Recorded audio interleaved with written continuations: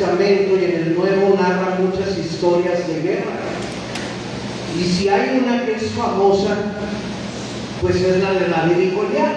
Esa nos las enseñan desde que estamos chiquitos, los que vamos a la iglesia desde pequeños. Es una de las que no puede faltar dentro del contenido de lecciones, desde que eres un parvulito, desde que eres un niño de 3, 4 años.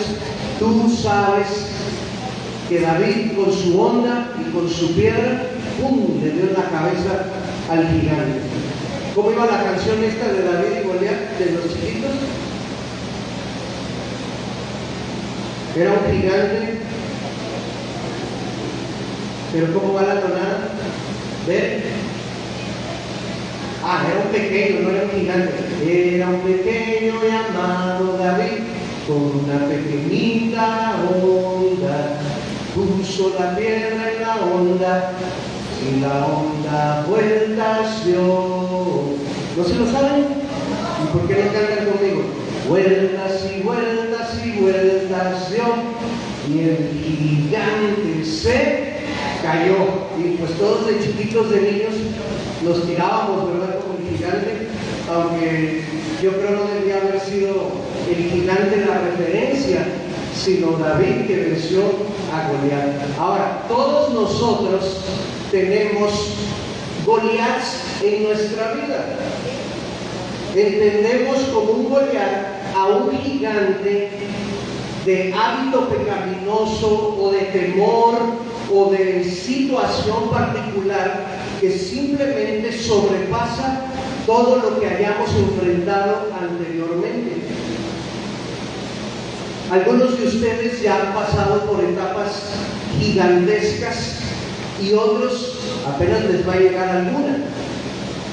Lo interesante aquí que narra 1 Samuel 17, si quieres ir en tu Biblia al pasaje, y es lo que yo quiero aportar en esta mañana, no tanto la historia de David con Goliat cuando ya se enfrentan, sino el previo antes de enfrentar a Goliat. Muchos de nosotros identificamos los gigantes en nuestra vida y nos lanzamos de manera precipitada a enfrentarlos. ¿Y sabes qué sucede? El gigante nos da una arrastrada que hace que dudemos de que realmente Dios nos puede ayudar a vencerlo. Pero el problema no está en Dios, el problema está en que no hemos captado lo que hay que hacer antes de enfrentar al gigante. Vamos a ver aquí con la historia de David algunas buenas lecciones, pautas, consejos antes de enfrentar al gigante. Versículo 31, 1 Samuel 17. Fueron oídas las palabras que David había dicho y se las refirieron delante de Saúl, y Saúl lo mandó a llamar. Y ya estando en presencia del rey Saúl, David le dice al rey lo siguiente: no desmaye el corazón de ninguno a causa del gigante. Tu siervo irá y peleará contra este filisteo. Cuando Saúl escuchó a David, le dijo lo siguiente: no podrás tú ir contra aquel filisteo para pelear con él, porque tú eres un muchacho y él un hombre de guerra desde su juventud.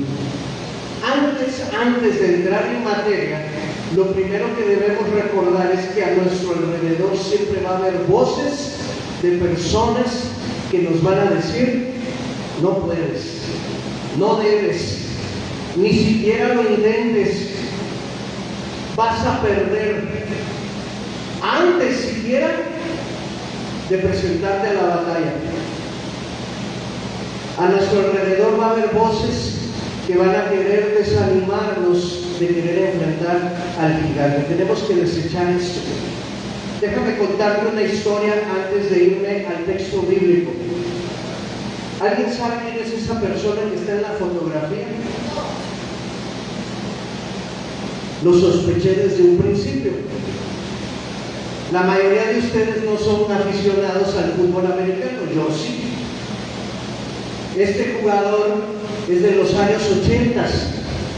Es reconocido como el mejor receptor abierto de todos los tiempos en la historia de este deporte, lo cual, hermanos, no es poca cosa. Estamos hablando de un deporte que está a punto de cumplir 100 años de historia, si no es que ya los cumplió. ¿Se imaginan cuántos jugadores han jugado la posición de receptor abierto en 100 años o más? Es una cantidad enorme. Para que te reconozcan como el mejor de tu posición en toda la historia, tuviste que haber hecho algo extraordinario. Él se llama Jerry Rice. Hoy tiene ya casi 60 años, ya está retirado, pero él es el número 1 en recepciones, el número 1 en yardas conseguidas por la vía aérea y el número 1 también en pases de anotación recibidos. Los más cercanos perseguidores, es decir, el que está en el segundo lugar, están lejísimos, pero lejísimos de tan siquiera poner en riesgo los récords de este hombre. Cuando él llegó al equipo de los 49ers de San Francisco, donde jugó la mayor parte de su carrera, era un perfecto desconocido. Y es aquí donde viene lo interesante. Él es hijo de un hombre que se dedicaba a la construcción y él acompañaba a su papá a la construcción y su papá lo enseñó a atrapar ladrillos. Entonces el papá le decía: mira, tengo que mover estos ladrillos hasta aquel lugar, vete para allá, yo te los calzo y tú los vas acomodando. Entonces Jerry Rice desde pequeño aprendió, gracias a ese entrenamiento de su papá, a agudizar su vista y también a tener unas manos seguras, ágiles, de tal manera que ningún ladrillo se le caía. Ya saben ustedes que si te avientan un ladrillo y lo dejas caer, ¿qué le va a pasar al ladrillo? Se hace pedazos y eso sería pérdida para su papá. Así que él se aseguraba de atrapar todos los ladrillos para no sufrir pérdida. Cuando él llegó a la prepa, lo empezaron a apodar el mundo. Y el apodo surgió porque no existía ningún balón en todo el mundo que Jerry Rice dejara caer siendo un chico de prepa. Él estudió en la Universidad de Mississippi Valley. Hermanos, esa universidad, en cuestión de fútbol americano, no es una universidad famosa, no es una universidad que haya ganado nunca un campeonato, no es de las más conocidas. Y sin embargo, cuando él llegó a esa universidad a estudiar y a jugar fútbol americano para el equipo, impuso también todos los récords de su división y de su universidad. Ahí fue donde empezó a llamar la atención y entonces, cuando fue reclutado para la liga profesional de la NFL, los 49ers, el entrenador dijo: yo quiero a Jerry Rice. Ya revisé algunos videos, ya me di cuenta que lo podemos utilizar aquí, y entonces el resto es historia. Ahora, ¿dónde se forjó Jerry Rice para ser una estrella? ¿En los 49ers o desde que estaba ayudando a su papá en la construcción? ¿Dónde? Seguramente que al llegar a los 49ers perfeccionaron su talento, Pero este chico ya venía forjado, ya venía curtido, ya venía cuajado, ya traía experiencia gracias a los años que pasó con su padre ayudándole en la construcción. Y ese es el punto hoy de nuestra historia. Además de que va a haber personas que quieran desanimarte, como en este caso el rey Saúl, incrédulo, dijo: ¿cómo se les ocurre traerme a un muchacho de 16, 18 años para enfrentar a semejante mastodonte? Según las métricas de aquel entonces, traduciéndolas al día de hoy, Goliat medía 2.96 metros. Hoy día nos llama la atención cuando vemos jugadores de básquetbol de 2 metros 15, 2 metros 20, 2 metros 30. Este tipo todavía le sacaba 65 centímetros más al más alto de los basquetbolistas de hoy día. Así que yo creo que Goliat no cabía por la puerta, tendría a lo mejor que medio agacharse. Era bastante grande, era un hombre de guerra con mucha experiencia. Los filisteos lo aclamaban y decían: este es nuestro paladín. Ellos, el resto de los soldados filisteos, ni se preocupaban por la guerra, porque decían: con que Goliat vaya adelante, ya llevamos media guerra ganada. Y en esta ocasión habían lanzado a Goliat para que expusiera un combate 1 a 1. ¿Para qué peleamos los ejércitos y los matamos entre todos? Nada más manden al mejor de los israelitas para que pelee contra mí. Y entonces Goliat todas las mañanas por 40 días se ponía en el valle y gritaba: denme a uno, échenme a uno, ¿dónde está el mejor de los israelitas? Y peleemos solamente él y yo. Si él me gana, nosotros seremos sus esclavos. Y si yo le gano, ustedes serán nuestros esclavos. Así de fácil y de directo está el trato. No hay por qué derramar tanta sangre. ¿Qué pasaba en el ejército israelita? Ustedes sí saben la historia. ¿Qué decían entre ellos, entre los soldados? Ni loco voy a ir a enfrentarme a ese tipo, está demasiado grande. Cuando Goliat se paraba en el medio del valle, yo creo que todos los soldados de Israel veían el casco, la coraza, la pechera, el escudo, y me imagino que traía una espada igual de gigante que la de él. Y echando a volar la imaginación, los soldados decían: si me da un golpe con la espada, ahí voy a quedar.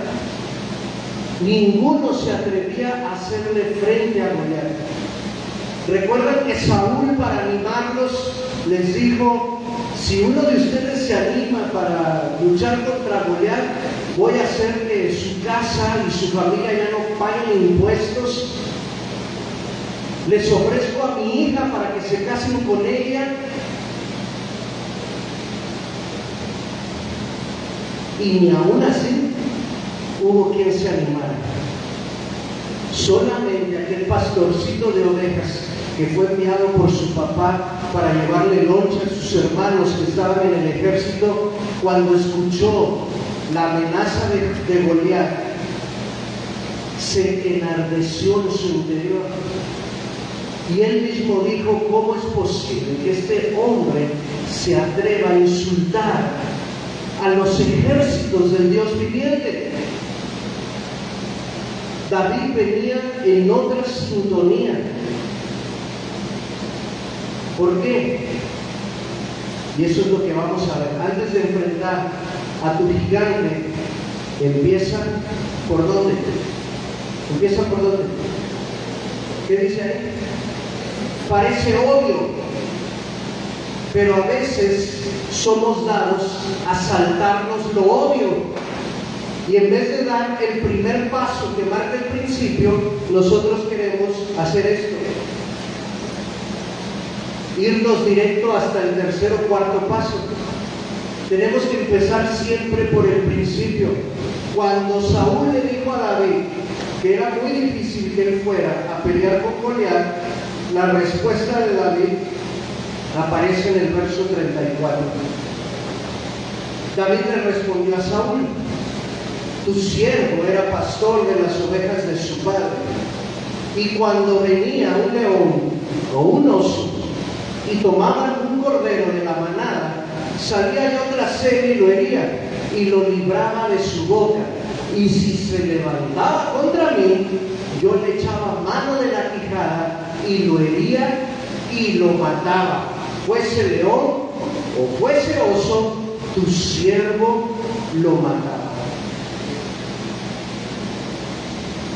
Les dije que Jerry Rice, cuando llegó al campo de fútbol de la NFL, él no llegó sin experiencia previa. Él ya venía preparado, venía capacitado, sobre todo por el tiempo de la construcción con su papá, con los ladrillos. Cuando David llegó al valle donde estaban los dos ejércitos frente a frente y Goliat en medio, arengando para un pleito, David no llegó sin preparación. David venía curtido, David tenía experiencia enfrentando, quizás no gigantes, pero sí enfrentando sus propias situaciones. Lo más pequeño, antes de ir a lo más grande, tenemos que ser vencedores en lo más pequeño. ¿Cómo quieres vencer ese hábito pecaminoso que tiene 30 años contigo si no logras vencer el hábito pecaminoso que apenas inició el día de ayer, que es más pequeñito? Aprende a derrotar, a adquirir experiencia, a disfrutar de una victoria con lo más pequeño.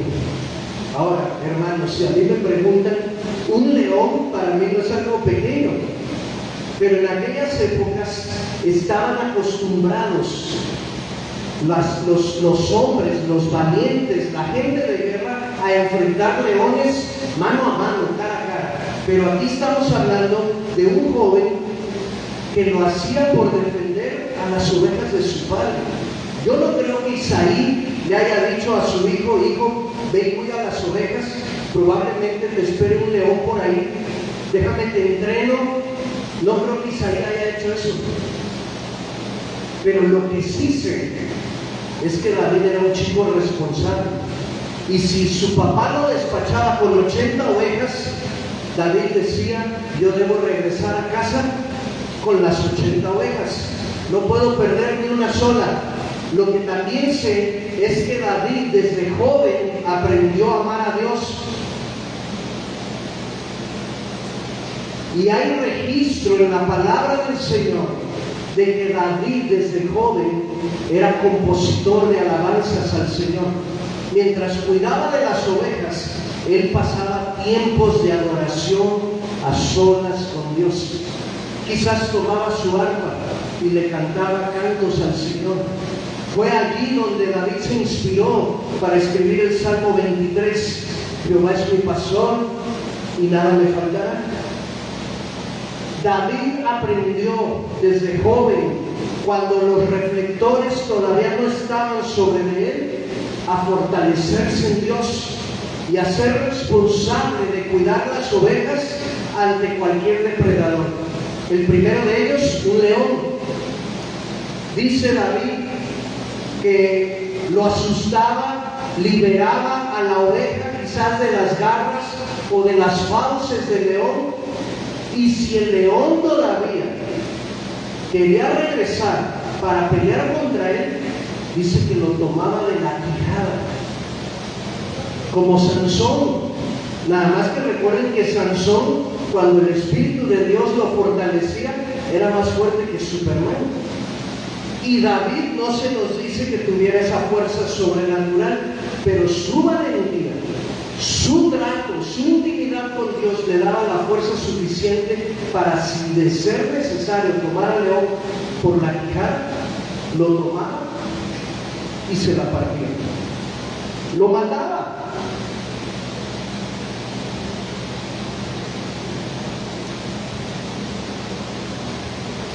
Me suena extraño que los osos aparezcan entre los depredadores de ovejas. Yo hubiese esperado que dijera aquí un lobo, pero David dice, fuese león o fuese oso. Si tú comparas a un león con un oso, el tamaño ya cambió. Ya el oso es más grande. Un oso tiene la capacidad de levantarse en dos patas y tienen garras demasiado filosas, son muy, pero muy fuertes.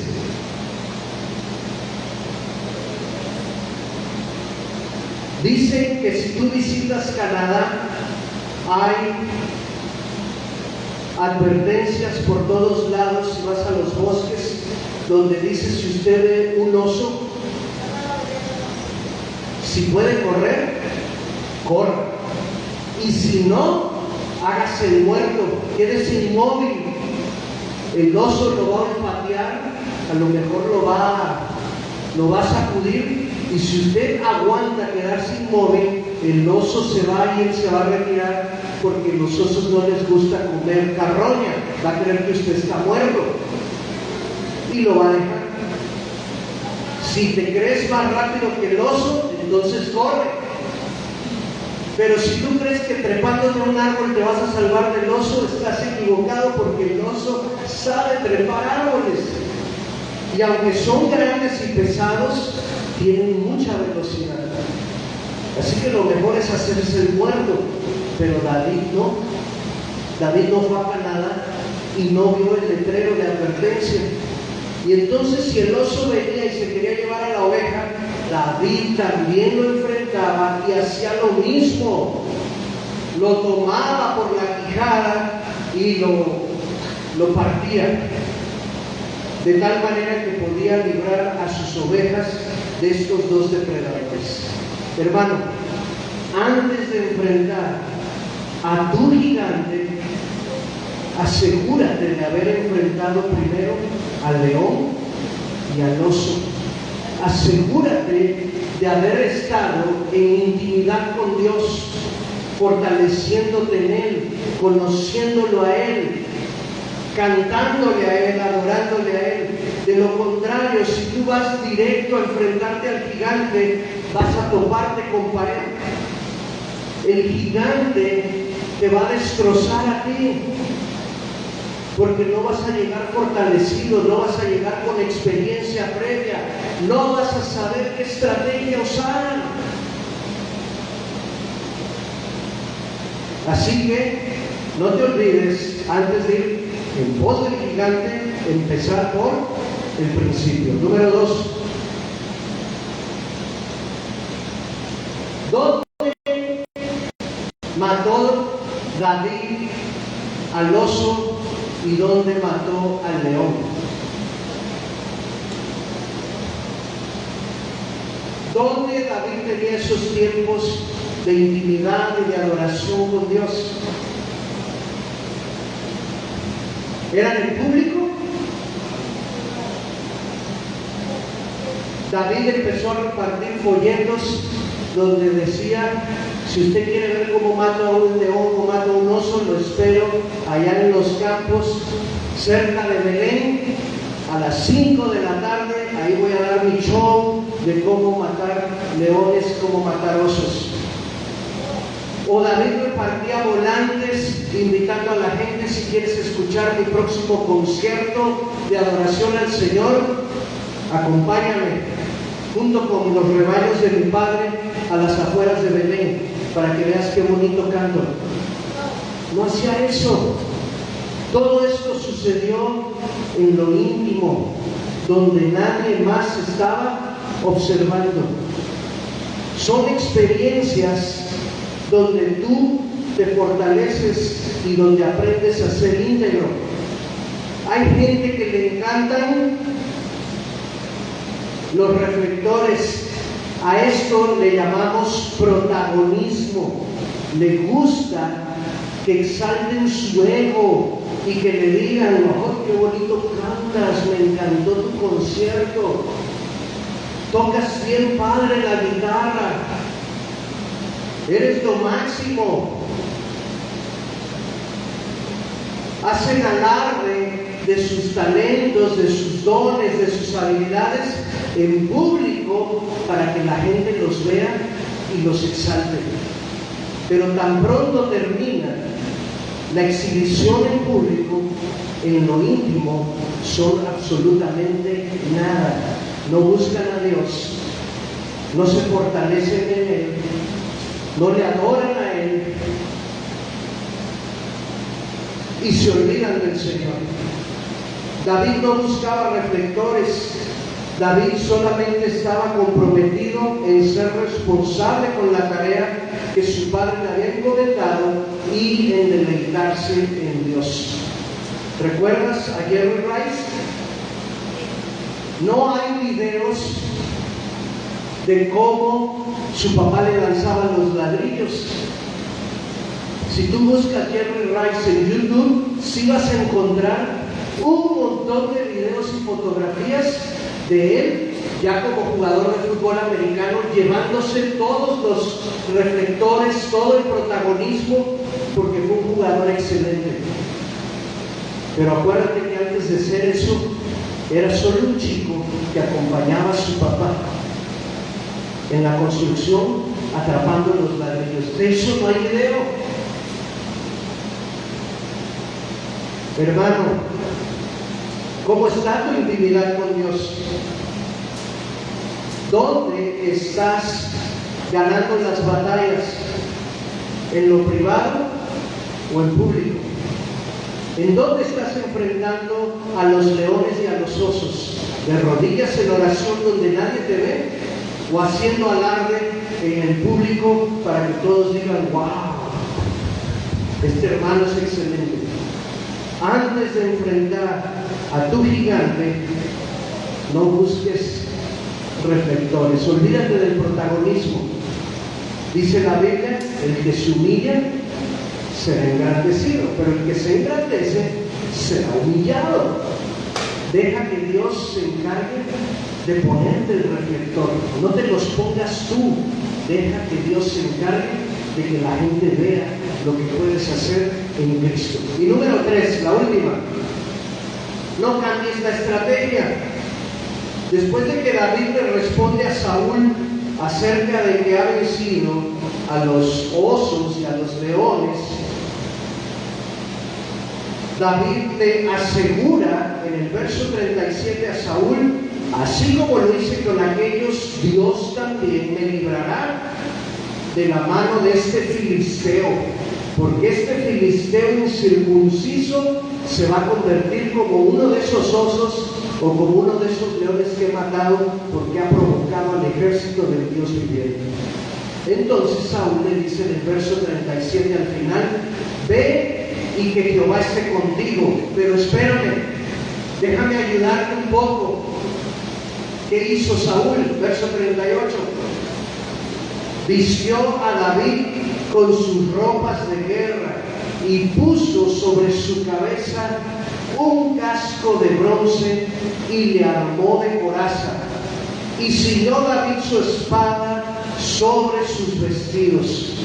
Bueno, aquí hay una especie de caricatura representando a David ya con las ropas de guerra de Saúl, con la espada, y dice el texto que no podía andar, le quedaba grande, le quedaba enorme. David no estaba acostumbrado a traer ese peso extra sobre su cuerpo. Cuando David peleaba con el oso o contra el león, él andaba con su túnica normal, con la cual podía sentirse ligero para poder correr, para poder moverse con rapidez.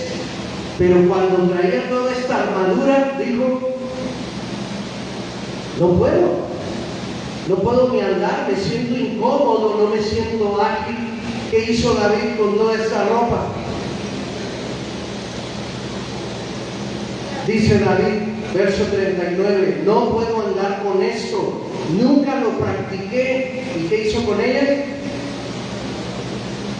¿Sí están conmigo o no? Es que o estoy sordo, yo no oigo. Y David echó de sí aquellas cosas, dijo, esto no me sirve, fuera. Voy a enfrentar a Goliat con las armas con las que estoy acostumbrado, con aquello que me es familiar, con aquello a lo que estoy habituado, con aquello con lo que he practicado antes. ¿Con qué ha practicado? Con la presencia de Dios por sobre todas las cosas, confiando en que Dios le da el poder para derrotar al oso y al león, y con sus instrumentos, su onda, sus piedritas, con su ropa normal. A veces queremos alardear y pretender que podemos vencer al gigante con cosas a las que no estamos acostumbrados ni familiarizados.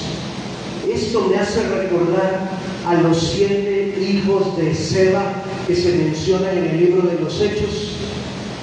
Aquellos eran personas que se dedicaban a hacer conjuros. Y cuando vieron que Pablo echaba fuera los demonios en el nombre de Jesús, ellos anotaron en su libretita y dijeron: aquí hay una fórmula mágica nueva para echar demonios. Anoten todos, en el nombre de Jesús los demonios se van. Y nada, que aparece un endemoniado, y estos 7 van a enfrentar al endemoniado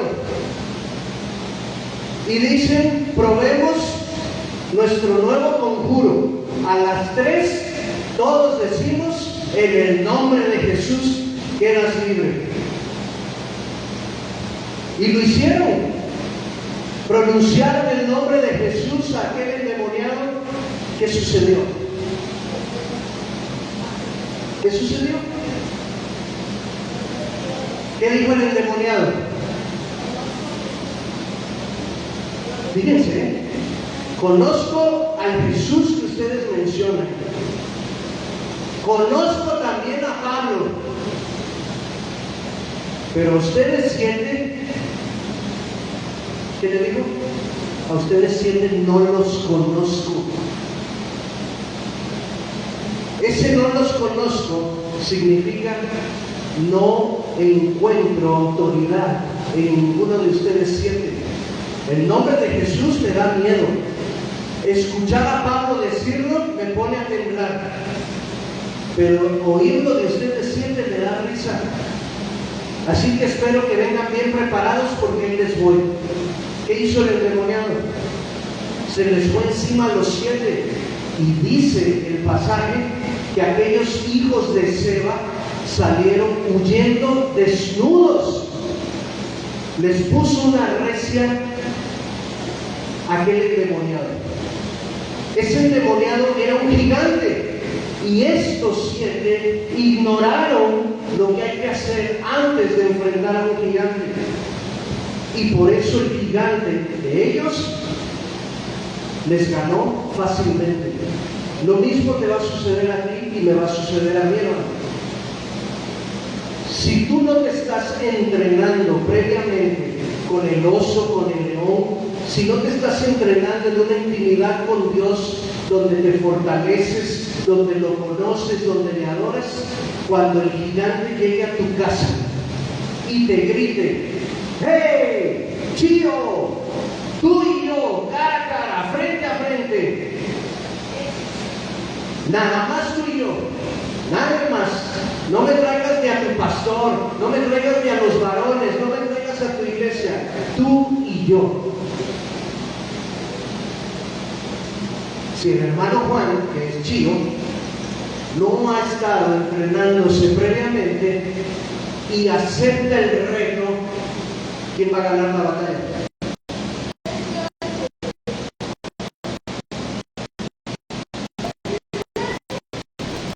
No solo te va a suceder a cualquiera de nosotros que no acuda a la batalla previamente capacitado en las cosas pequeñas, en el día a día, en esos hábitos que hacen que nuestra fe se fortalezca.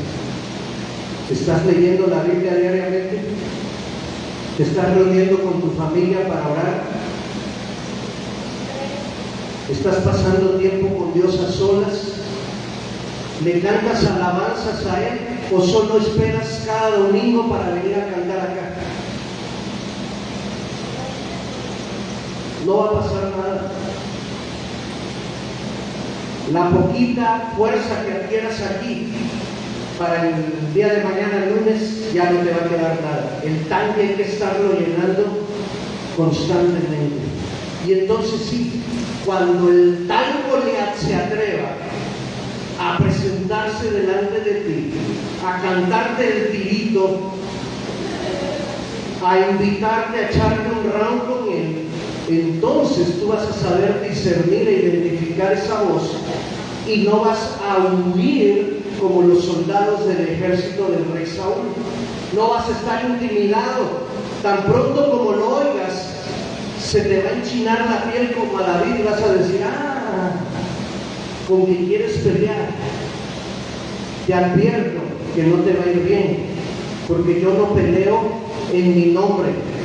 Yo voy a pelear contra ti en el nombre de Jesús, el que me ha fortalecido en los días pasados, con el que he tenido comunión en los días pasados, con el que he hablado en oración en los días pasados, al que le he adorado en los días pasados. Y entonces tú verás al gigante caer. Tú mismo lo verás. Dice el pasaje, ya adelante, que cuando se enfrentaron todavía el gigante tuvo la osadía de burlarse de David. Cuando lo vio venir, dice que lo tuvo en poco, lo menospreció, porque David era rubio, era joven, era guapo. Aunque era fuerte, quizás era un joven fino. No sé, me imagino a lo mejor como Juanito. ¿Sí? Sí estás fuerte, Juanito, pero no así una cosa que digan que bárbaro, que fuertote. ¿Sí? Pero sus facciones son delicadas, de blanquito, ojos de color. Y el gigante, imagínenselo, 40 días sin haberse bañado, barbudo, cochino, lleno de tierra, con la armadura toda curtida de piel, de cuero, apestosa quizás, la espada todavía embarrada de sangre, el aliento le ha de haber olido peor que al león y al oso, y que de repente llegue ese muchacho y le diga, yo soy el que va a enfrentarte. Pues el hombre se burló. Dice, ¿acaso soy un perro para que vengan a mí con palos? Yo quiero espadas, y mientras Goliat hablaba y hablaba, David calladito ponía la piedrita en la onda. ¿Sí? Y mientras calculaba. Y sabemos la historia. Tira la onda, le pega en la mera frente, lo aturde, fue una herida de muerte esa. Pero todavía dice que con la propia espada de Goliat, David le corta la cabeza, lo remata. Eso es otra cosa importante, hermano. No dejes a tu gigante aturdido, porque si solo lo dejas aturdido y mareado, ¿sabes qué va a pasar? Se va a levantar. Va a traer el moretonzote en la frente, pero se va a levantar y se va a ir detrás de ti con furia. Si ya lo tumbaste, si ya lo heriste de muerte, no dudes en rematarlo. Al gigante hay que cortarlo de raíz. Y esta historia nos enseña que antes de enfrentar a los gigantes, antes de paladear una dulce victoria, una gigantesca victoria, tenemos que aprender a prepararnos en la intimidad, donde Dios forja a sus guerreros, donde Dios nos va llevando paso a paso en su estrategia para hacernos cada vez más efectivos, más victoriosos, y que el contrincante vaya subiendo cada vez de más tamaño.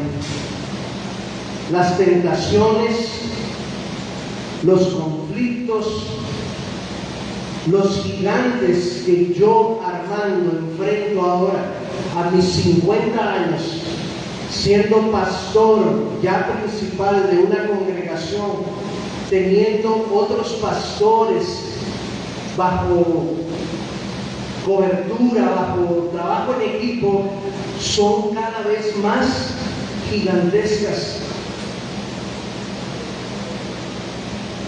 No se comparan con las luchas y los gigantes a los que enfrenté cuando era un adolescente en mi iglesia en Veracruz.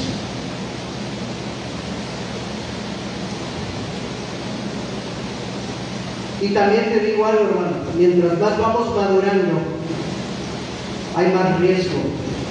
Si tú caes, no solo caes tú, te llevas contigo a un montón de gente más.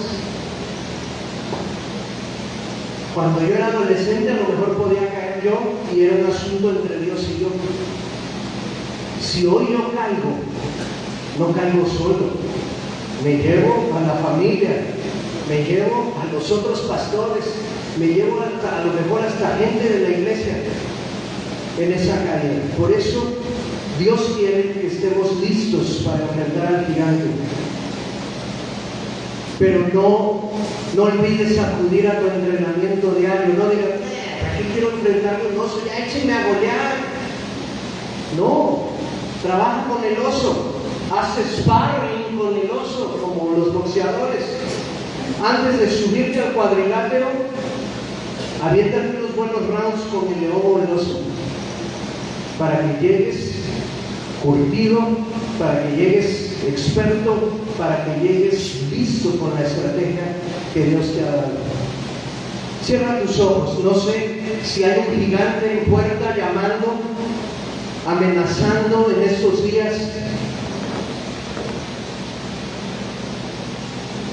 Si no se trata de un gigante, tal vez se trate de un oso, o quizás de un león. Pero cualquiera que sea el rango de tu batalla, diga al Señor, prepárame, entréname, capacítame, ayúdame. Señor, vamos a enfrentar en la vida luchas de todo tipo, de todo tamaño. Y algunas van a llegar hasta el nivel gigante. Y a veces, Señor, somos tan descuidados, nos deja llevar la emoción y decimos, sí, de una vez que se venga el gigante para ganarle, para vencerlo. Pero ¿cómo podemos pretender derrotar al gigante si ahí en la intimidad no hemos sido capaces de derrotar al león o al oso? ¿Cómo podemos ir en pos del gigante si no acudimos a los entrenamientos previos? Por eso es que muchas veces el gigante nos gana, nos pisotea, nos destroza.